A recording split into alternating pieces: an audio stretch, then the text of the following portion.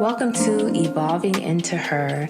I'm Ashley Hope, and this is your weekly check-in to get out of your head, into your body, and back into alignment with the version of you who's already living the vision. So grab your favorite cup of tea, settle in, and let's get into the show.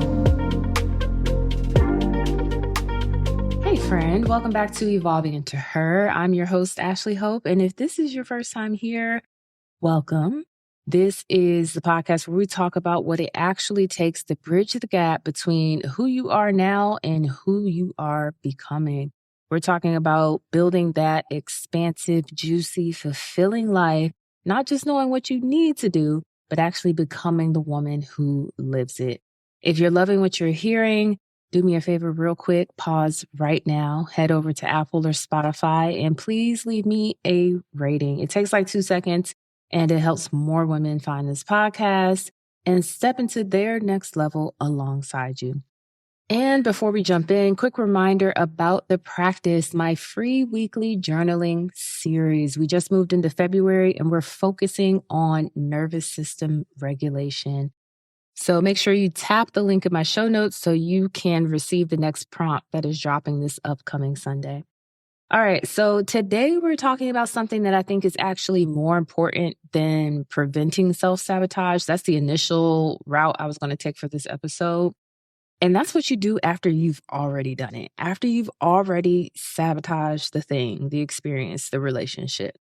So a few episodes back, you could reference episodes 51 and 52 if you haven't listened to them yet. We talked about why you sabotage right before the breakthrough, why your nervous system freaks out when things are going well, all of that. And that awareness is important. So you can go back and listen to that if you haven't already. But what about when you've already blown it up?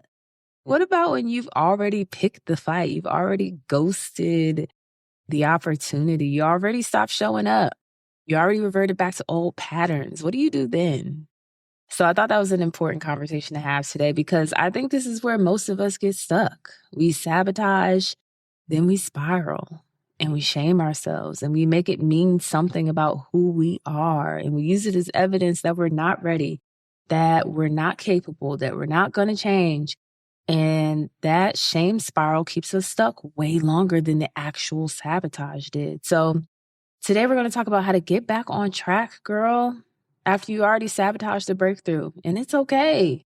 We're going to talk about how to forgive yourself, how to learn from it, and how to keep moving forward, how to keep it moving instead of letting one moment of self-sabotage derail your entire journey. This is going to be a good one. So grab something you can sip slow and let's get into the show.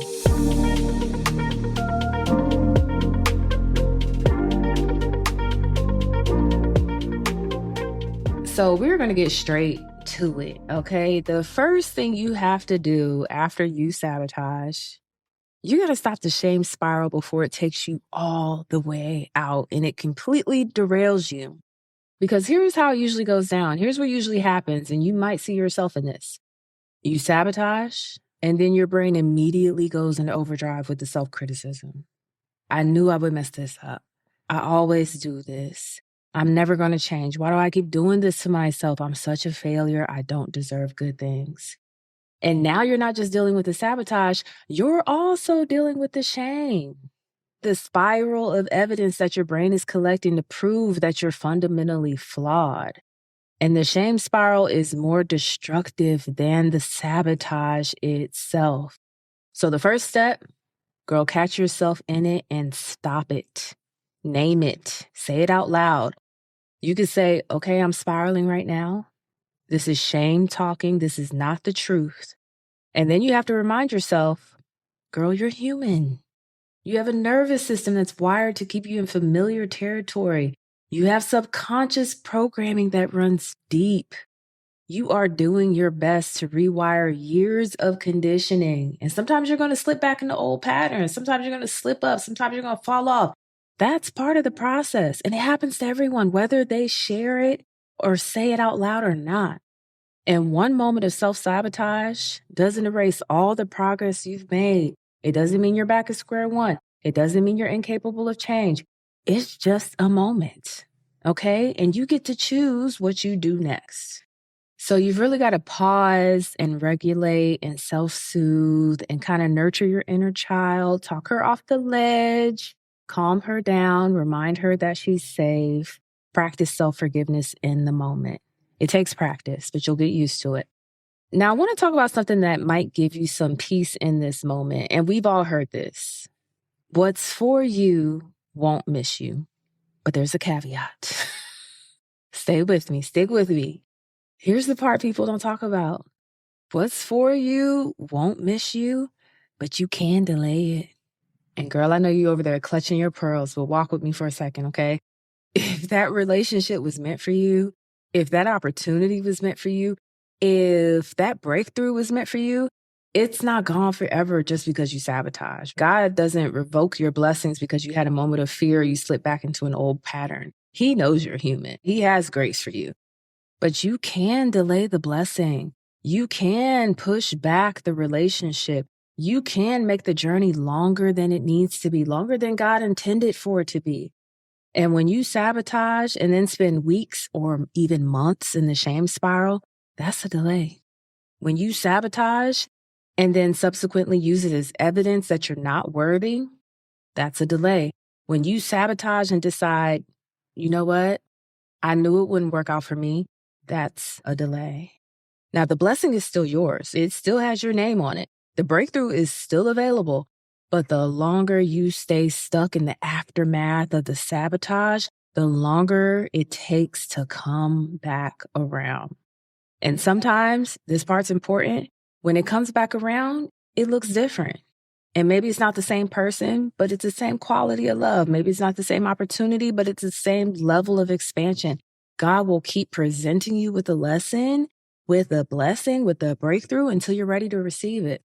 So if you sabotage, you didn't lose what was meant for you, but you get to decide how long you're going to delay it by staying in shame, in fear, in judgment, and in old patterns. Clock it. Okay, so once you stop the shame spiral and you've reminded yourself that what is for you is still for you, the next step is to get curious instead of critical. So instead of beating yourself up, I want you to ask yourself some questions. And you're not going to do this from a place of judgment. We never do that. We don't do the shame. We don't do the judgment. We don't do the criticism. But I want you to ask yourself these questions from genuine curiosity. And just ask yourself, what was happening right before I sabotaged? What was I feeling? What was I afraid of? Maybe you're on the edge of a breakthrough in your relationship and you picked a fight. Okay. What were you actually afraid of? Were you afraid of being vulnerable? Were you afraid of being disappointed? Were you afraid of it being real and having something to lose? Were you afraid of old patterns showing up? Maybe you were building momentum in your business and you just stopped showing up. What were you actually afraid of? Were you afraid of being visible? Were you afraid of success? Were you afraid you couldn't sustain it? Maybe you finally had some financial overflow and you immediately spend it. What were you actually afraid of? Were you afraid of having it and losing it? Were you afraid of what it would mean about your identity if you actually had money? So the point here is to get curious about the fear underneath the sabotage. There's always something deeper there because the sabotage isn't random. It's your nervous system trying to protect you from something. So if you can identify what that something is, you can address it directly instead of just repeating these patterns. And so now that you know what triggered the sabotage, you get to extract the lesson. Every time you sabotage, there's information there. If you're curious enough to bring it to the surface, your nervous system is telling you something. Your subconscious is revealing a belief. Your identity is showing you where it's still attached to the old version of you. So get curious. What's the lesson here? Maybe the lesson is, I still don't believe I'm worthy of healthy love, and I need to work on that. Maybe the lesson is I'm terrified of being visible, and that's the real work I need to do. Maybe the lesson is I have a scarcity mindset around money that I haven't fully addressed. I thought I healed, but maybe I haven't, and that's okay. Maybe the lesson is I don't know who I am if I'm not struggling, and I need to build a new identity. So you can write this down. You can journal about it. You could talk it out with someone you trust. You could work through it with a therapist or a coach. Extract the lesson so the sabotage wasn't for nothing. Okay? So you can use it as data to inform your next steps instead of just spiraling in shame about it. That doesn't serve you. It doesn't move you forward. It doesn't do anything for you but keep you stuck. Okay, so let's talk about the practical piece now. And that's making amends where needed, which means you got to take some accountability here. Okay? If your sabotage hurt someone else, you need to own it and repair it. If you picked a fight with your partner, apologize. And not in a defensive way, not in a I'm sorry, but a genuine, sincere, heartfelt apology that you would appreciate if the shoe was on the other foot. A real apology. Something like, I picked a fight because I was scared of how good things were getting, and I'm sorry I took that out on you. If you ghosted a client or you dropped the ball on a commitment, own it. Reach out, acknowledge what happened, make it right if you can. And I want you to remember this. If this is truly meant for you, whatever you sabotage, there's often grace for the repair. The right person will understand. The right opportunity will still be available, but you have to be willing to own what happened and make it right. And if your sabotage only hurt you, if you're the only one who saw it, if you were the only one who was affected by it, you still need to make amends. Make amends with yourself. Forgive yourself. Talk to yourself the way you would to your best friend if she told you she messed up. You wouldn't say, you're such a failure. You always do this. You're never going to change. You wouldn't say that to your best friend. You'd say, girl, you're human. Have some grace for yourself. You slipped up. It's okay. What do you need right now? How can we move forward? How can I support you? Give yourself that same grace. And once you make amends, this is probably the most important part. Get back in the game and do it quickly, okay? You don't wait until you feel ready or until you fully processed everything or until you're 100% confident it won't happen again. That may never happen. That day may never come. You just got to get back in. If you stop posting, post today. If you ghosted someone, reach out today. If you stop doing the thing that was working, do it again today. Because, friend, I'm telling you, the longer you wait, the harder it gets. The longer you sit in shame, the more evidence your brain collects that you're stuck. So the momentum you had before the sabotage is still there, but only if you get back to it quickly. I've seen women sabotage and then take weeks or months to get back on track because they're so stuck in the shame spiral or they're waiting to feel ready. And by the time they come back, they've lost all their momentum and they have to start over from scratch. Don't do that. Get back in quickly, even if it's messy, even if it's imperfect, even if you're still processing, even if you don't have it all figured out. Remember, what's for you will not miss you, but you can delay it. I want you to remember that. So stop delaying it. The breakthrough is still there. The opportunity is still there. You just have to choose it again. And I want to add this part in because it's important, but I believe it's also essential to build in accountability so you're less likely to sabotage next time. And if you do happen to sabotage because you're human, you have support to get back on track quickly. So this could be a coach, it could be a therapist, a mentor, an accountability partner, community, your best friend, just someone who knows your patterns, who can call you out lovingly when you're about to sabotage, and who can help you get back up when you do sabotage, because we're human. Because when you're in it, when you're in the shame spiral or the fear or the pattern, it's really hard to see clearly. So you need someone outside of you to mirror back the truth. Someone who could say, girl, I see what's happening. You're about to blow this up.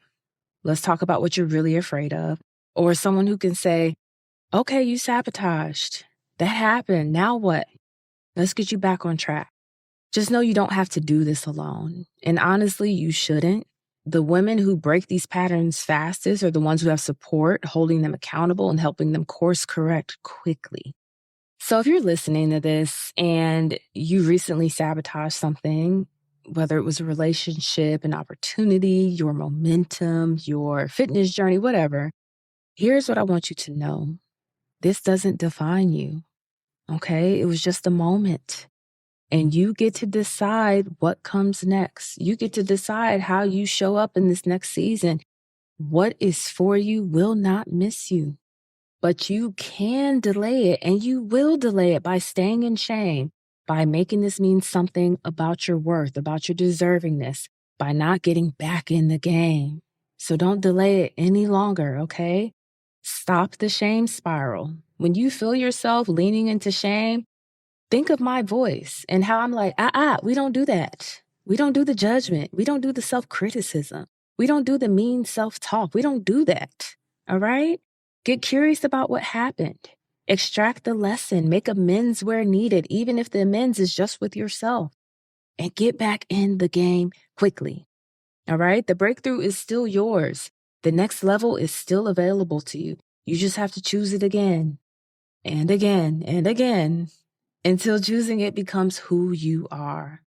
All right, love, that's what I have for you today. I hope you enjoyed it. If this resonated, please take 2 seconds to leave a rating or review on Apple or Spotify. Again, it helps more women find this podcast and do this work right alongside you. Next week, I'm excited about this. We're bringing back the Get Out of Your Own Way series with part 5, where we're talking about the stories we tell ourselves. If you haven't listened to parts 1 through 4 yet, I'm going to link them in the show notes. We covered the trap of being busy, the trap of perfectionism, quieting the inner critic, and the trap of comparison. So I'm basically talking about getting out of our own way and thus getting out of God's way so he can work through us. So check those out this week, and then make sure you're subscribed so you don't miss part 5 when it drops. Friend, I am Ashley Hope. Thank you for spending your Tuesday with me. I pray that February is so good to you. I pray that life shows you how good it can get, that God shows you how good it can get. Make sure you set your intentions for the month. Make sure you're intentional about how you move through the month, and make sure you are showing up differently so you can experience differently, okay? Until next time, stay in devotion to your becoming. See you next week. I'm Ashley Hope, and you've been listening to Evolving Into Her. Thank you so much for being here with me. Thank you for choosing her, for choosing yourself. And until next time, stay in devotion to your becoming.